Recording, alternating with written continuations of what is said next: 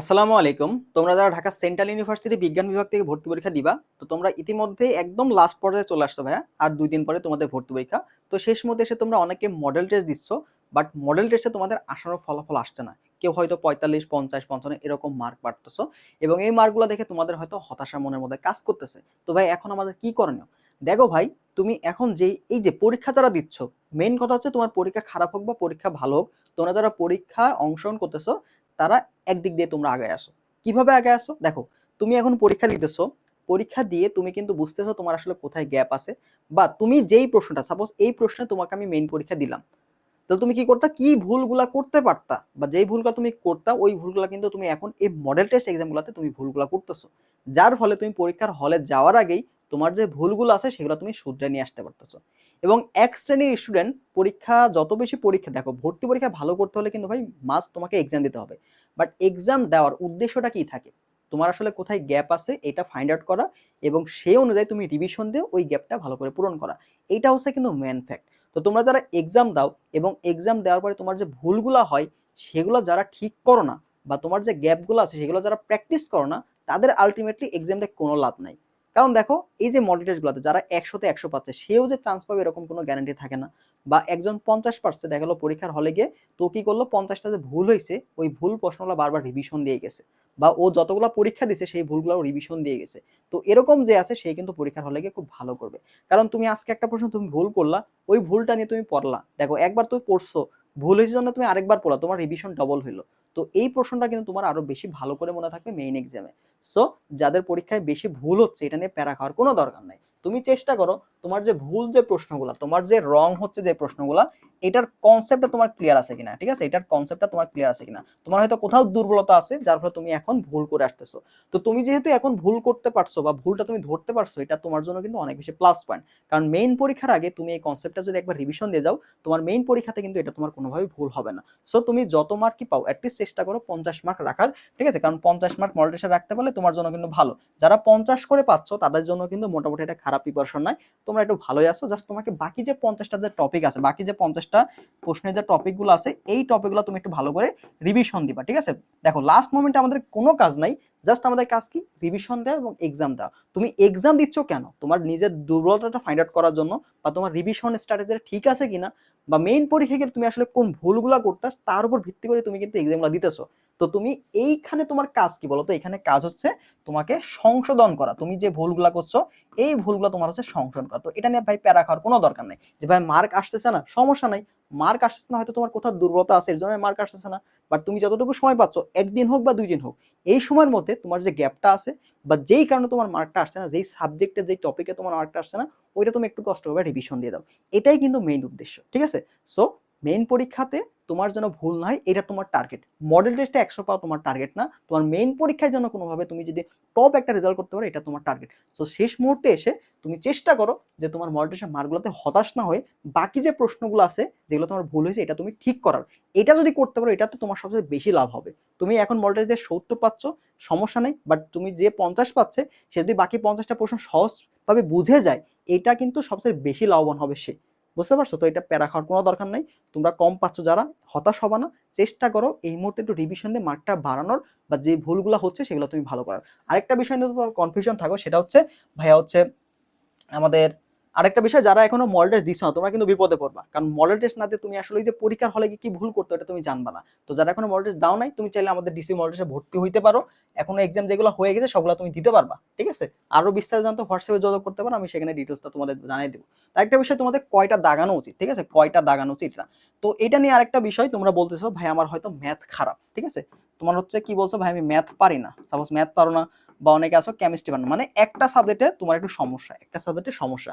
Suppose একটা সাবজেক্টে mark কত আছে ভাই, ২৫ মার্ক আছে। তো ২৫ মার্ক যদি আমি বাদও দিই, আমার কিন্তু ৭৫ মার্ক আছে।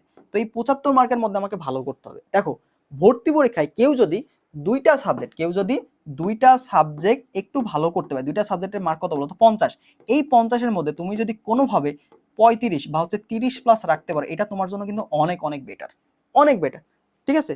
তো তোমাকে টার্গেট রাখতে হবে যে কোনো দুইটা সাবজেক্ট খুব ভালো করা, যে কোনো দুইটা সাবজেক্ট খুব ভালো করা। দেখো এই দুইটা সাবজেক্ট তুমি কি ৩০ প্লাস পাচ্ছ, আর বাকি যে এখানে কত আছে বলতো ৫০, এই ৫০-এর মধ্যে তুমি যদি একটু কষ্ট করে ২০ রাখতে পারো, দেখো 20 রাখতে পারলা, তাহলে তোমার কি হলো 20 যোগ দেখো 30 প্লাস, তাহলে তোমার এখানে কি হলো রেজাল্ট কিন্তু 50 প্লাস হয়ে আসলো। আর 50 প্লাস পাইলে তোমার ডিসিতে কিন্তু একটা ভালো সাবজেক্ট বা টপ সাবজেক্ট তুমি কিন্তু পেয়ে যাবা, ডিসিতে তোমার কিন্তু টপ সাবজেক্ট চলে আসবে।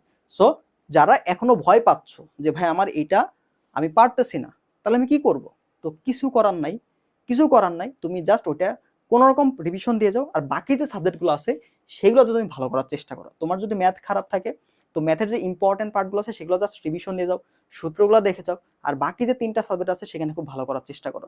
যেমন বায়োলজি কেমিস্ট্রিতে কিন্তু মার্ক পাওয়াটা সহজ হয়ে যায়, কারণ যারা মেডিকেল ব্যাকগ্রাউন্ড বা থিওরি বেস পড়াশোনা করতে ভালোবাসো তাদের জন্য কিন্তু মেডিকেল এবং রসায়নে তোমার বায়োলজি এবং রসায়নে কিন্তু মার্কটা তোলা ভালো, কারণ এখানে থিওরি প্রশ্ন চলে আসে। আর বিগত বছরের প্রশ্নগুলো থেকে কিন্তু অনেক প্রশ্নই কমন চলে আসে। বিগত বছর বলতে এখানে শুধুমাত্র যে ঢাকা সেন্ট্রাল ইউনিভার্সিটি না, ডিসিইউ প্লাস অন্যান্য যে ভার্সিটি প্রশ্নগুলো আছে, অন্যান্য যে ভার্সিটি এমিটেড প্রশ্নগুলো আছে সেগুলো তোমাকে দেখতে হবে, ঠিক আছে। তো এই প্রশ্নগুলো থেকে কিন্তু অনেক প্রশ্ন হুবহু চলে আসে। তো তুমি যদি 20টা প্রশ্ন কমন পাও প্রশ্ন ব্যাংক থেকে, সেটাও তোমার জন্য কিন্তু অনেক বেশি, ঠিক আছে। তো শেষ মুহূর্তে এসে এত হতাশ হওয়ার কিছু নাই। তুমি যদি এখানে 45টা সঠিক করতে পারো, 45 মার্ক রাখতে পারো, 45 প্লাস 100-র মধ্যে, আর এদিকে জিপিএ তে তোমার যদি ভালো একটা মার্ক, জিপিএ তে সাপোজ তোমার যদি 20 মার্ক থাকে তো তুমি তো অনেক আগায়ে আসো। আর জিপিএ তে যদি কম মার্ক থাকে তো তোমাকে এখানে মার্ক বেশি তুলতে হবে। কারো যদি জিপিএ তে 15 থাকে তো তোমাকে অবশ্যই এখানে 50 রাখতে হবে বা 48 মার্ক রাখতে হবে। আবার এটা ডিপেন্ড করছে প্রশ্নের উপরে, প্রশ্ন যদি কঠিন হয়ে যায় বেশি বা ফুল সিলেবাস থেকে বেশি প্রশ্ন আসলো সেই ক্ষেত্রে কিন্তু আবার মার্কটা কমে যাবে। সো এত বেশি প্যারা খাওয়ার দরকার নাই। তো তুমি চেষ্টা করবা যে যেভাবে হোক তোমার জন্য 45 মার্ক থাকে, যেভাবে হোক এই যে 100 মার্কের মধ্যে তোমার জন্য 45 মিনিমাম থাকে, 45-এর নিচে যেন না থাকে, এটা তুমি টার্গেট রাখবা। আর 45-এর উপরে তুমি যা পারো তুলো, 45-এর উপরে যা পারো তুলো, ঠিক আছে। আর প্রশ্ন কঠিন হলে 45-এর নিচে পেলেও সমস্যা নাই, মানে তুমি জাস্ট পাস মার্কটা রেখে আসতে পারো। প্রশ্ন কঠিন হলে জাস্ট ইজি প্রশ্নগুলো তুমি দাগাবা। ইজি যে প্রশ্নগুলো আছে বা তোমার যে পড়া যে প্রশ্নগুলো আছে এইগুলো ভাই কোনোভাবে ভুল করো না, এগুলো ভুল করে তোমার কিন্তু জীবন শেষ। এই যে সহজ প্রশ্ন কেন ভুল করো, প্র্যাকটিসের অভাবে, প্র্যাকটিস করো না, বাসায় বসে এক্সাম দাও না, তো এই জিনিসগুলো তোমার কিন্তু অনেক বেশি ঝামেলা পাকাবে, ঠিক আছে। সো চেষ্টা করো সহজ প্রশ্নগুলো যেন কোনোভাবে ভুল না হয়, অ্যাটলিস্ট 50% প্রশ্ন তুমি যেন দাগায় আসতে পারো। আর এখানে কিন্তু নেগেটিভ মার্কিং আছে, সো এই বিষয়গুলো একটু খেয়াল রাখবা। প্রশ্ন ভুল হলে কিন্তু 0.25 করে কেটে নিবে, ঠিক আছে। আরেকটা বিষয় সেটা হচ্ছে তোমরা এখনো কনফিউশনে থাকো যে তোমরা দেখলাম যে ফোর্থ সাবজেক্ট নিয়ে এখনো টেনশনে আছো। দেখো ফোর্থ সাবজেক্ট বাদ দিতে পারবা, ঠিক আছে। তোমাদের যে ফোর্থ সাবজেক্ট এইটা তুমি কিন্তু বাদ দিতে হবে, এটা স্কিপ করতে পারবা। তুমি কিন্তু কোনোভাবেই মেইন সাবজেক্ট যেটা আছে, ঠিক আছে, মেইন সাবজেক্ট যেটা আছে এটা কিন্তু স্কিপ করতে পারবাই না, বুঝতে পারছো, এটা খেয়াল রাখবা। ফোর্থ সাবজেক্ট স্কিপ করা যাবে, মেইন সাবজেক্ট স্কিপ করা যাবেই না। তুমি ফোর্থ সাবজেক্টের পরিবর্তে বাংলা অথবা ইংরেজি, বাংলা অথবা ইংরেজি তুমি যেটা ভালো পারো ওইটা তুমি দাগাবা। বাংলা অথবা ইংরেজির মধ্যে যেটা তোমার সবচেয়ে ভালো লাগে বা যেটা তুমি ভালো প্রিপারেশন ওইটা তুমি দাগায় আসবে, ঠিক আছে। মার্ক যার বেশি হবে তার সিরিয়াল আলাদা থাকবে। বাট সাবজেক্ট পাওয়ার ক্ষেত্রে হয়তো তুমি ম্যাথ না দাগালে তুমি হচ্ছে 2টা সাবজেক্ট পাবা না, আর বায়োলজি না দাগালে তুমি হচ্ছে 3টা সাবজেক্ট পাবা না, ঠিক আছে। 3টা সাবজেক্ট বলতে তোমার হচ্ছে উদ্ভিদ বিজ্ঞান আছে, বোটানি আছে, এদিকে তোমার জুলজি প্রাণীবিজ্ঞান আছে, আর হচ্ছে তোমার সাইকোলজি সাবজেক্ট আছে, মনোবিজ্ঞান, ওইটা পাইতে হলে তোমাকে জীববিজ্ঞান অবশ্যই পাস করে পাইতে হবে, হ্যাঁ। আর ম্যাথের ক্ষেত্রে তুমি যদি ম্যাথ এবং স্ট্যাটিক্স পাইতে চাও, ম্যাথ এবং স্ট্যাটিক্স পাইতে চাও সেই ক্ষেত্রে শুধুমাত্র ম্যাথ দাগাতে হবে। অনেকে বলছো ভাই কেমিস্ট্রির ক্ষেত্রে বা ফিজিক্সের ক্ষেত্রে ম্যাথ দাগাতে হবে কিনা, না, কেমিস্ট্রি ফিজিক্স এগুলোর ক্ষেত্রে তোমার ম্যাথ দাগাতে হবে না, এটা নিয়ে প্যারা খাওয়ার দরকার নেই। তুমি যদি ম্যাথ দাগাও সেই ম্যাথ স্কিপ করো, তবু তুমি কিন্তু কেমিস্ট্রি ফিজিক্স এই সাবজেক্টগুলো পাবা। শুধুমাত্র ম্যাথ এবং স্ট্যাটিক্স যেটা আছে পরিসংখ্যান, ওই সাবজেক্টটা পাওয়ার জন্য তোমাকে ম্যাথ দাগাতে হবে। আর বায়োলজির ক্ষেত্রে তুমি যদি মনোবিজ্ঞান বা হচ্ছে এদিকে তোমার উদ্ভিদ বিজ্ঞান প্রাণীবিজ্ঞান এগুলো পেতে চাও সেক্ষেত্রে তোমাকে অবশ্যই বায়োলজি দাগাতে হবে, বোঝা গেল। তো এই কনফিগারেশনগুলো আসলে ক্লিয়ার হয়েছে। আর তোমাদের পাস মার্ক হচ্ছে 40-এ, হ্যাঁ। আর নেগেটিভ মার্কিং আছে 0.25 করে, প্রত্যেকটা ভুলের জন্য তোমার কিন্তু 0.25 করে কাটা যাবে। এদিকে একটু খেয়াল রাখবা, যদি 50টা সঠিক করে ফেলো আর বাকি যে কনফিউজড প্রশ্ন থাকলে এগুলো দাগানোর দরকার নেই। তুমি হচ্ছে সহজ প্রশ্নগুলো দাগায় আসবা, যেগুলো 50-50 ওইগুলা তুমি 10টা দাগায় আসতে পারো, 5-7টা দাগায় আসতে পারো, এর বেশি রিস্ক নেওয়া যাবে না। 50টা সঠিক হলো, বাকি 50টা আন্দাজে দাগায় আসলা, তোমার চান্স যেখানে শিওর ছিল সেখানে কিন্তু চান্স তোমার মিস হয়ে যাবে। তো এই ভুলটা কোনোভাবেই করবা না, ঠিক আছে।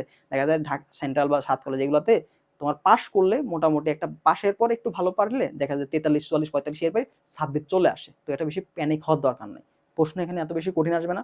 যারা অলরেডি অ্যাডমিশন দিছো তাদের ক্ষেত্রে এই প্রশ্নগুলো যথেষ্ট সহজ হবে ইনশাল্লাহ। তুমি মনোবল রাখো আর শেষ মুহূর্তে রিভিশনটা দিয়ে যাও।